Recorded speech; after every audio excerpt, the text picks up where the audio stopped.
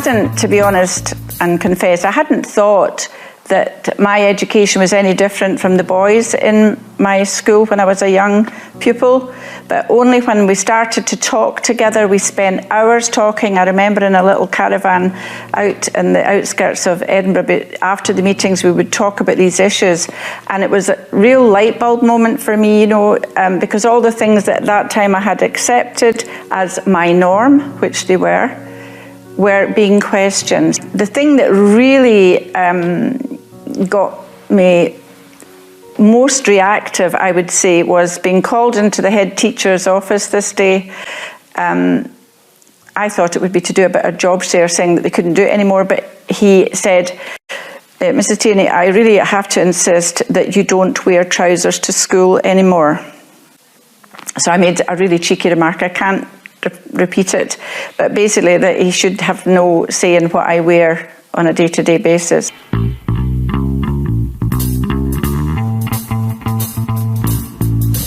I think there were huge amounts of barriers, not just teachers, but for all women. I mean, I think we're still at the very start of things. I mean, lots of women beforehand had done a great job and had pushed things forward, but there was still, I suppose the most obvious one was the whole thing around maternity leave, things like that. And I remember being asked at an interview if I was intending to get pregnant, which I wasn't at the time, but to be asked that, to think that that was acceptable, was amazing when we look back on it now. And I think that's the thing, that sometimes we forget just how far we've come over the last 40 odd years.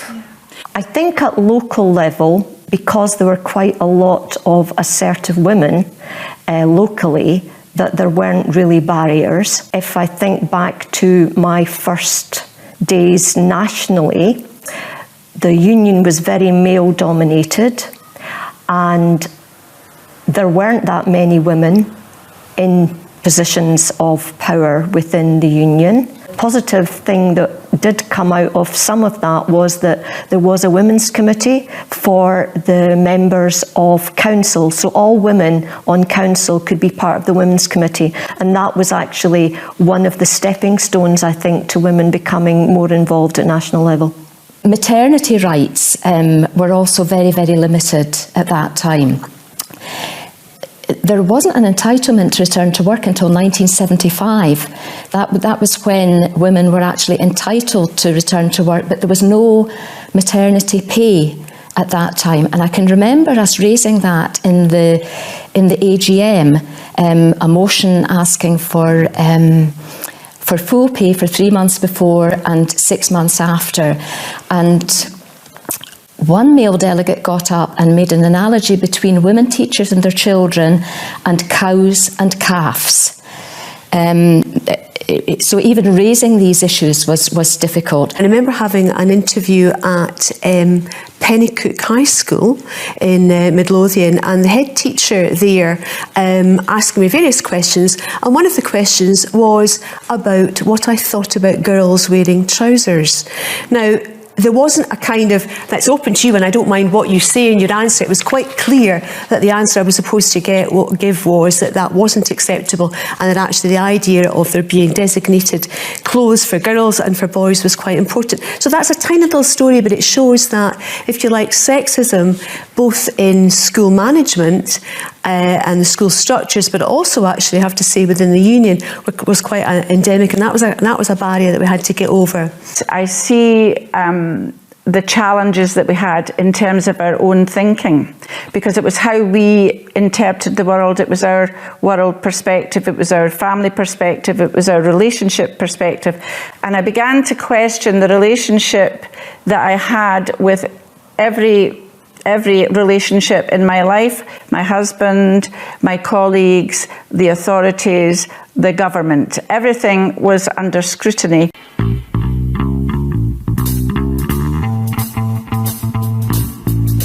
Again, May Ferries and Alana Ross, big figures from Glasgow, holding the floor and, going out and speaking out on all sorts of issues. And again, thinking, I could never do that. But they gave me confidence to do it as time went on. Time when the two leading feminists, if you like, in the EIS were Cathy Finn and Rose Gault. And I think all the women in the EIS owe a huge vote of thanks to those two people, because I think they set a lot of us on the right path. We talk about now being about women, but it was about being primary teachers, and there was a shocking academic snobbery involved. And it is a women's issue because they were just wee children, we were just childminding. I mean, the things that were said were shocking. And then there was the snobbery of the degrees and the diplomas. And, you know, people argued against it using that currency of secondary teachers had higher qualifications and therefore should be paid more. And this would be before, like, equal work of equal value, equal pay for work of equal value. So, as Alana says, it was a perennial debate year after year after year, and it took a long time. I think as well I was inspired by women as well who brought up the difficult things, who raised issues around abortion, for example, which wasn't always easy within the EIS, and talked about women's right to choose.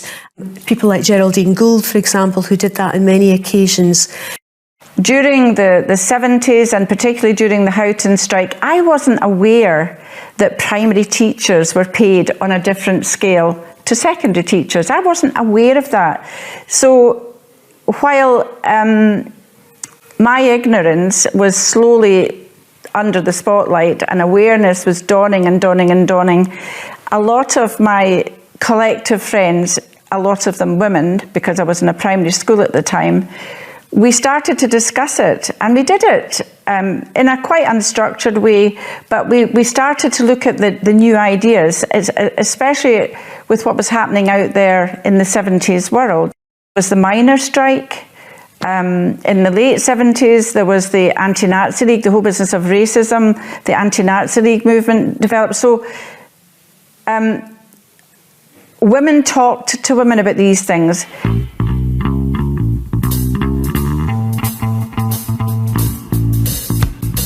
The union actually reflected what was happening in schools.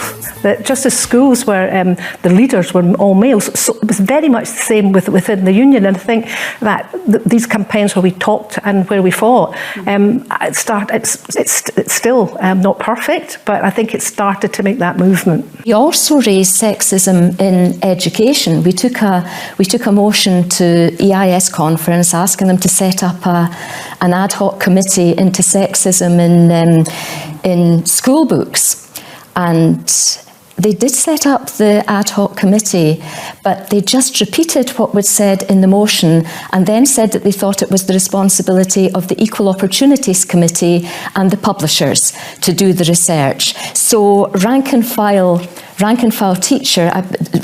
women actually did that research. We produced a bulletin and we looked into a primary series of course books and a secondary series of course books, and they were both fairly modern, but we were absolutely shocked ourselves at the results.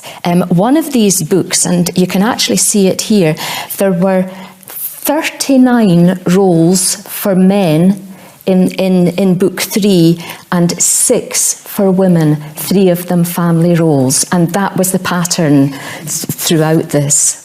I remember during the 1986 dispute around the main industrial action, that in my school we were out on 3-day rolling strikes every so often. And the fact that women were often the ones that organised that and led in that, I think that in itself tended to challenge some of the kind of sexist attitudes about what women couldn't do amongst my colleagues, which you would still hear.